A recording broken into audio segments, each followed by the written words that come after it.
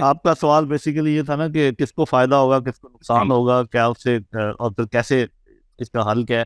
देखिए, पहली बात तो ये है कि जब ऐसे मुल्क जंग करते हैं तो फायदा होता है उन मुल्कों को जो अपना वेपन बेचते हैं, और नुकसान होता है उन मुल्कों को जो लड़ रहे होते हैं। तो इट इज़ वेरी ऑब्वियस के फायदा होगा, अमेरिका को फायदा होगा, कोई वेस्ट को फायदा होगा, चीन को फायदा होगा, अगर वो कनेक्टेड ना हो स्ट्रेटजिकली जो अब बात ये कर रहे हैं। और फिर ये कि नुकसान हमें होगा, हिंदुस्तान को होगा, पाकिस्तान को होगा। अब इसका तरीकाकार आगे बढ़ने का मेरी नज़र में ये है कि देखें, ये कि एक बात तो पक्की है, वो जैसे शायब ने कहा था कि दिलों की उलझनें बढ़ती रहेंगी अगर कुछ मशवरे बाहम ना होंगे। If you do not talk, तो how how can you say anything to each other. कि अगर मैं चाहे मैंने गुस्से का इजहार करना हो स्वामी साहब से, but I have to talk to him, और मैं उसका इजहार करूंगा, फिर ठीक है, आहिस्ता आहिस्ता वो ठंडा होगा जैसे भी होगा। तो जब हम बात नहीं करते, और बात करने की शराइत हमने रखी हुई है जो कि हो सकता है दुरुस्त हो, चूंकि आज हमने स्पेसिफिक उसमें नहीं जाना लेकिन हमें पता है कि भारत और पाकिस्तान के दरमियान जब पाकिस्तान कहता है कि ये काम आप कर ले तो हम बात करते हैं, और वो काम कोई बहुत बड़ा नहीं है जो पाकिस्तान डिमांड करता है, और इंडिया भी डिमांड करता है कि आप ये काम कर ले तो हम बात करते हैं, वो भी कोई बहुत बड़ा काम नहीं है। हम एक दूसरे को एश्योरेंस दे सकते हैं कि ठीक है, जिस इलाके में हम कहते हैं जुल्मों से तुम बंद करें, वो बंद कर सकते हैं। जो वो ये कहते हैं कि आप टेररिज्म को रोकें, तो हम उसके उनको गारंटी दे सकते हैं। उसके बाद बात करें, पीपल टू पीपल कांटेक्ट हो, ताकि पॉलिटिकल ईज हो ज़रा माहौल में। जब तक टेंशन रहेगी माहौल में, ये कुछ भी नहीं हो सकता। दूसरी बात ये है कि अब हमने देख लिया है कि जैसे कि ग्लोबल लेवल के ऊपर थोड़ा चेंजेस आ रही हैं, तो एक टेंशन ऊपर बड़े लेवल पर है, और बहुत ही मेरा ख्याल है कि अच्छा होगा, हक में होगा हिंदुस्तान और पाकिस्तान के हक में कि वो इन बड़ों की लड़ाई में ना पड़े।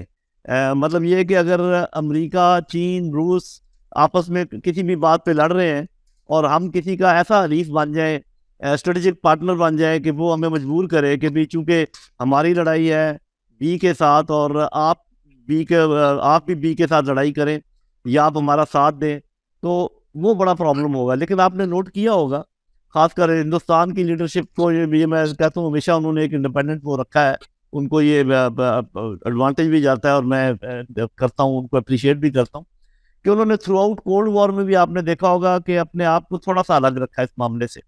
वो कि थोड़ा सा झुकाव था उनका यूएसएसआर की तरफ, लेकिन फिर भी ऐसे नहीं खुबे कि बिल्कुल ही उनके हर काम। अभी भी ऐसे है कि आपने देखा, बावजूद इसके कि अमेरिका ने हिंदुस्तान को खड़ा किया हुआ है चीन के खिलाफ, या कम से कम उनको सपोर्ट करता है अगेंस्ट चाइना, लेकिन चाइना के साथ जो ट्रेड है इंडिया की, जो अपने बातचीत करते हैं, जो छोटी सी स्कर्मिश हुई है उसके ऊपर बातचीत कर रहे हैं, तो they they are not toeing the line of super power.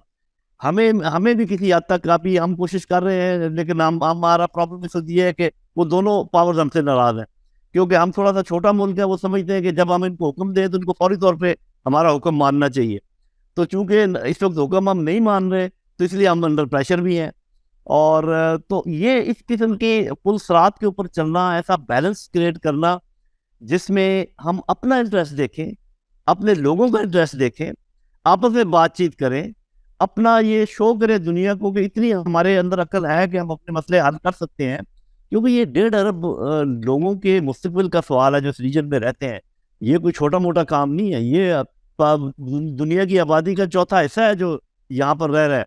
और अगर हम और ऐसे ऐसे इंटेलिजेंट लोग हैं, आप देखें कि हमारे लोग, हमारे खित्ते के लोग जाके लीड कर रहे हैं, कहीं के वजीर आजम बने हुए हैं, कहीं पर कुछ हो रहा है। हमारे डॉक्टर्स, हमारे इंजीनियर्स, हमारे आईटी के एक्सपर्ट, हमारे इकोनॉमी के एक्सपर्ट, इंडिया के भी, पाकिस्तान के भी।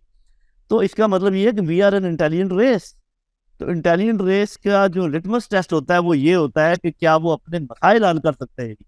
Any race, any individual that cannot resolve his और देयर प्रॉब्लम्स, उनकी इंटेलिजेंस को क्या करना। तो हमें चाहिए कि आपस में बातचीत करें, तालीम को बढ़ाएं, अपने मसले हल के जो बेयर मिनिमम टॉक करने की कंडीशंस हैं वो भी मान लें, हम भी मान लें, इसको आगे बढ़ाएं। तो इस तरीके से तो चल सकता है। अदरवाइज अगर ऐसे ही दूर दूर बैठे रहे और लोगों की बातों में आते रहे, हमें वो फलाना मुल्क बताता रहे कि ये देखो ये तुम्हारे साथ कर रहे हैं, और इधर से आती रहे बीबीसी कभी बताए, कभी वॉइस ऑफ अमेरिका बताए कि वो ये हो रहा है और ये हो रहा है, तो फिर तो भाई ऐसे ही चलता रहेगा, अल्लाह ना करे कि ऐसे हो। मेरा अपना ख्याल ये है कि इतने अवेयर लोग मौजूद हैं दोनों मुल्कों में, और वो उनके पॉलिटी में भी हैं, और वो उनकी मिलिट्री में भी हैं, वो उनकी इकॉनमी में भी हैं, मैं ट्रेडर्स की बात कर रहा हूँ, और हर जगह कम्युनिटी थिंकर्स मौजूद हैं। उनको पता है कि दो न्यूक्लियर पावर्स की जंग जो है नहायत खतरनाक हो सकती है, ना सिर्फ खत्ते के लिए बल्कि दुनिया के लिए, क्योंकि वो कोई लोकलाइज्ड इफेक्ट नहीं उसका होता। फिर दूसरी बात ये है कि हमने देख भी लिया कि जंगें जो हैं वो क्या हासिल करती हैं। तो ठीक है, हम अपनी अपनी फौजों को रखें, अलर्ट रखें, कायम रखें, एक डिटरेंस का रखें, लेकिन उसके बाद डिटरेंस जब कायम हो जाती है तो उसके बाद बातचीत ही करनी होती है, और बातचीत के लिए माहौल बनाना होता है। तो बस ये मेरा ख्याल है कि इसके इम्कानात मौजूद हैं, बशर्ते के सही लोगों के पास ही आ जाए। वो जो कह रहे हैं परवीन साहब, ठीक कह रहे हैं कि अगर दोनों साइडों की या किसी एक साइड की पॉलिटिकल हेड या पॉलिटिकल पार्टी ये समझे कि दूसरे की दुश्मनी में हम वोट ज़्यादा ले सकते हैं अपने लोगों के, तो इसका ये मतलब है वहाँ पर ख्वानदगी का प्रॉब्लम है, वहाँ पर इल्म का प्रॉब्लम है, एजुकेशन का प्रॉब्लम है। तो एजुकेशन की तरफ हमें भी तवज्जो देनी चाहिए, इंडिया को भी तवज्जो देनी चाहिए। और ये जो एक दूसरे को हम बर्दाश्त नहीं कर सकते, ये जब हम सोचेंगे समझेंगे, ज़्यादा पढ़े लिखे होंगे, तो शायद इसमें फ़ायदा होगा आगे बढ़ने का। बिल्कुल ठीक। प्रवीण साहब, जैसे अब जनरल साहब बात कर रहे हैं कि बड़ों की लड़ाई में हम लोगों को फरीक नहीं बनना चाहिए, एक तो इस पॉइंट के ऊपर आपकी क्या राय है? दूसरा, ये जनरल साहब ने जो जिक्र किया कि डेटरेंस के बाद अल्टीमेटली बातचीत फिर भी करनी पड़ेगी, तो जनरल साहब ने तो बता दिया कि बातचीत का माहौल कैसे बन सकता है। आपके नज़दीक बातचीत का माहौल कैसे बने? देखिए, ये अभी क्या हो रहा है कि पहले let's see the big picture before I answer these questions, कि क्या हो रहा है कि हम किसी नई कोल्ड वॉर में नहीं जा रहे हैं। ऐसा कुछ नहीं हो रहा है मेरे हिसाब से। मेरे हिसाब से क्या हो रहा है कि दो बड़े मुल्क हैं जो compete कर रहे हैं ग्लोबलाइज्ड वर्ल्ड में। जो ग्लोबलाइज्ड वर्ल्ड फ्रेगमेंट हो गई है, हिस्सों में बदल गई है, एक हिस्सा वहां जा रहा है, एक हिस्सा यहाँ। इशू टेक्नोलॉजी का है जो बहुत अहम हिस्सा है।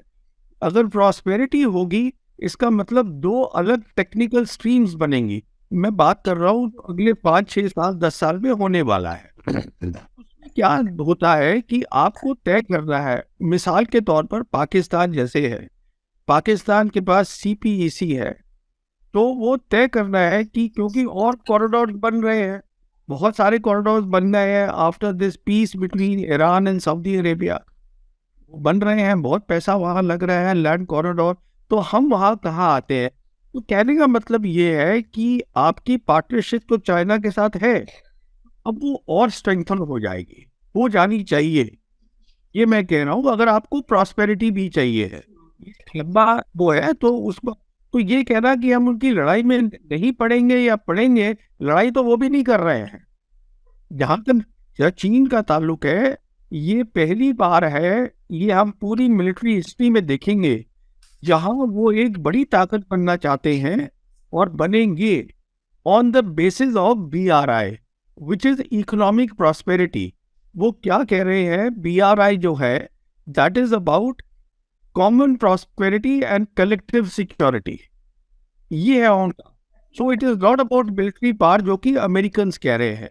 पर ये है कि अगर हमको 5G चाहिए, तो मतलब हम जो फोर्थ इंडस्ट्रियल रेवोल्यूशन है उसका हिस्सा बनना चाहते हैं, तो डिजिटल चाहिए, तो हमें किसी एक जो ब्लॉक्स है, block is a wrong word, but जो एक बड़ी ताकत है जो कि स्टैंडर्ड सेट कर रही है, वो हमको उनके साथ चलना पड़ेगा। I am just trying to simplify the whole thing.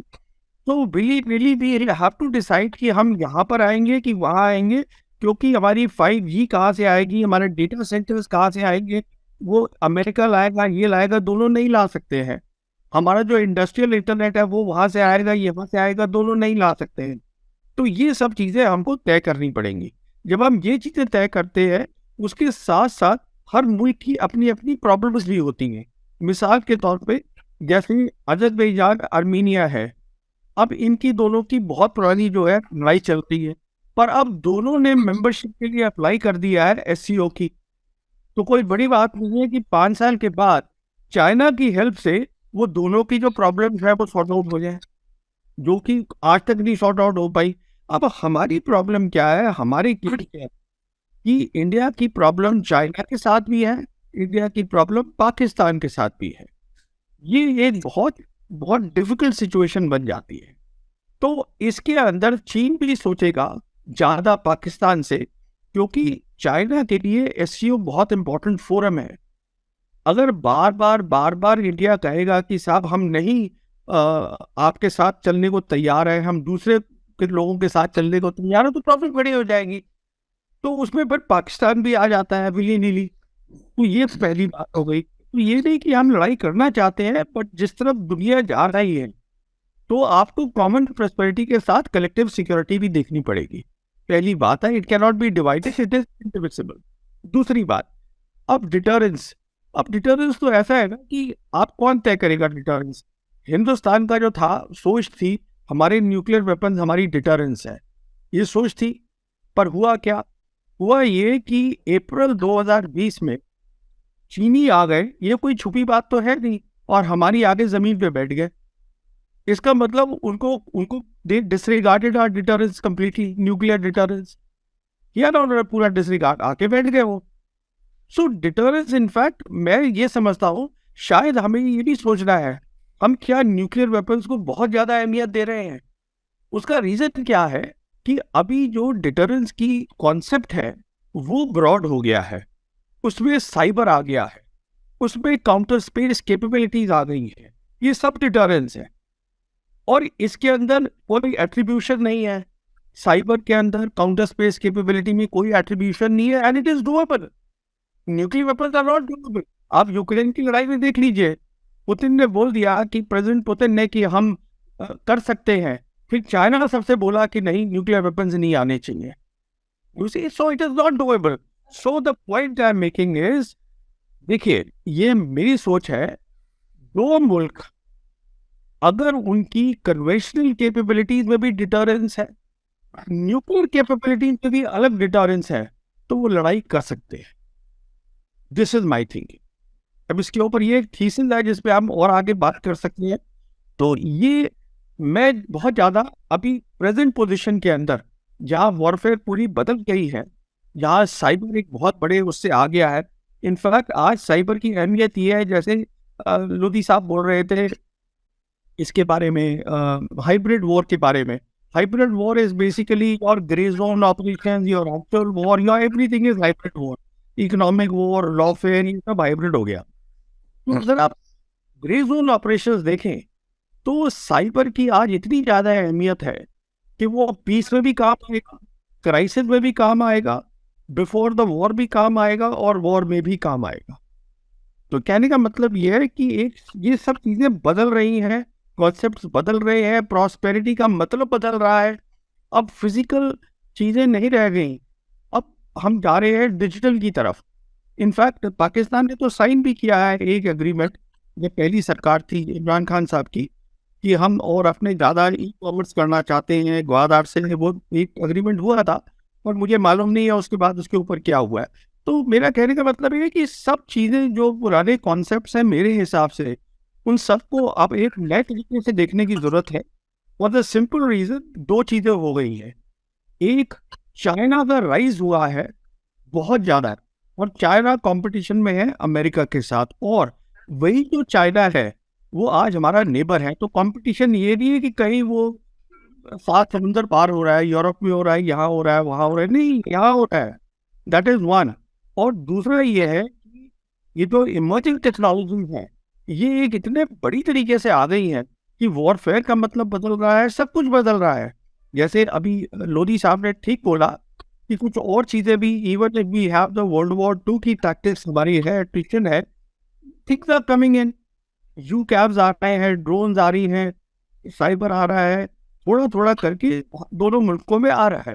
तो इससे थोड़ा थोड़ा करके चीज़ बदलाव आता रहेगा। तो मेरे ख्याल में एक तो डिटरेंस का मतलब दोबारा समझने की शायद कोशिश है हम सबको एक साथ बैठ के, जिसमें कि बातचीत की जरूरत है to understand what is deterrence, what is your definition, what is my definition of deterrence.